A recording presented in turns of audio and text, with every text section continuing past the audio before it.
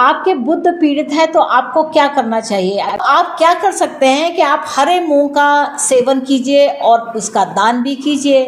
हरी सब्जी उसका सेवन भी कीजिए और उसका दान भी कीजिए। हरे वस्त्र पहने भी और उनका दान भी करें। हरे रंग के जो फल हैं, जैसे सब्जियां हैं, फल हैं, इनका सेवन भी करें और इनका दान भी करें। आपके पड़ोस में जो भी कोई माली हो उसका आप ध्यान रखें, यानी कि आपको क्या करना है कि उससे ही अपने घर की फल और सब्जियां या फूल वगैरह वहीं से खरीदने हैं। तो इससे क्या होता है, जब माली घर का खुश होता है तो आपके बुध स्वतः ही खुश हो जाते हैं।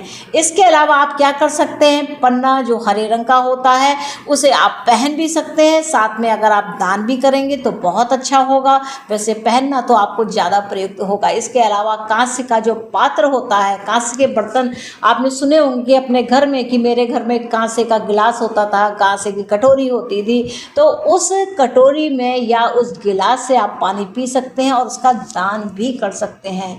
इस प्रकार कस्तूरी आती है इसी दान में, और जैसे पंचरत्न है, पंचरत्न का भी आप यहाँ पर दान कर सकते हैं। कपूर का आप विशेष करके दीपक जलाएं, तो दीपक जलाने से जो कपूर की सुगंध फैलती है उससे भी मन मस्तिष्क शुद्ध होता है और जो बुध यानी कि जो आपकी इंटेलिजेंसिया होती है वह शुद्ध होती है। और विविध प्रकार के यानी कि नाना प्रकार के फूल और जो पुष्प हैं और सब्जियां हैं उनका अत्यधिक सेवन करने से भी बुध जो है, आपकी जो बुद्धि है वह तीव्र होती है।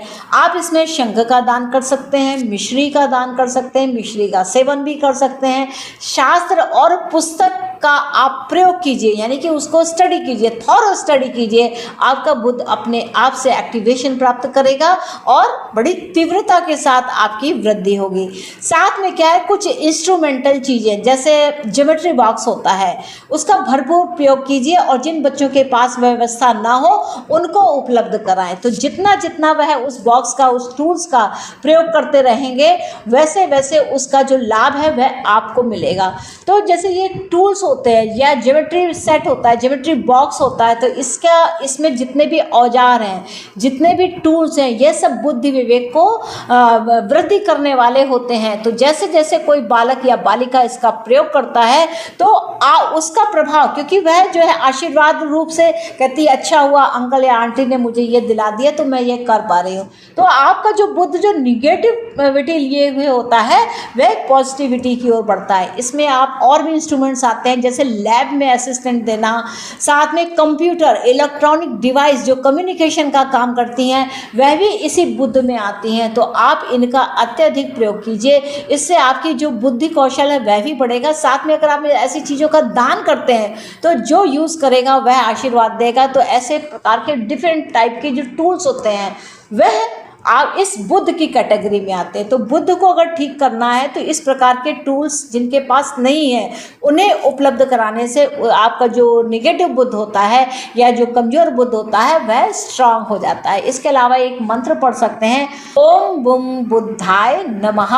दूसरा एक है श्लोक, उसको ध्यान से सुनिएगा, वह क्या इसमें प्रार्थना करता है, उत्पात रूपी जगताम चंद्र पुत्रो महाद्युति सूर्य प्रिय करो विद्वान पीड़ाम दहत में बुद्ध।